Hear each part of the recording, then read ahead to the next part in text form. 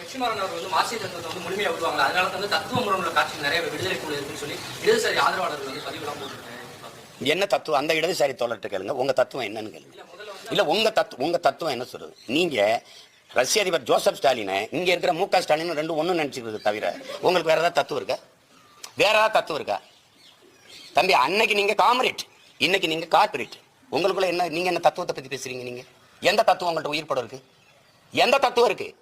தேசியனங்களின் உரிமைக்கு நிக்காதவன், உரிமைக்காக போராடாதவன் ஒரு ஜனநாயகவாதியே இல்லை. அவன் எப்படி கம்யூனிஸ்டா இருக்க முடியும்னு கேட்டது லெனின்.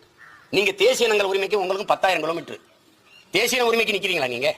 நான் அதை கேட்டால் லெனின் சொன்னதை இன்னைக்கு பொருத்த முடியாதுன்னு. லெனின் சொன்னதை பொருத்த முடியாது. நீங்க சொல்ற இலவகர் மந்திரத்தை எங்க போய் பொருத்துறது?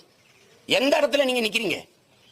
மொழிக்கு நிக்க மாட்டீங்க, நிலம் வளத்துக்கு நிக்க மாட்டீங்க, அப்புறம் இனம் கிடையாது, இன உரிமை கிடையாது. எந்த இடத்துல நிப்பீங்க? என்னுடைய பண்பாடு, என்னுடைய கலை இலக்கியம், என்னுடைய வழிபாடு எதுக்கு இல்ல?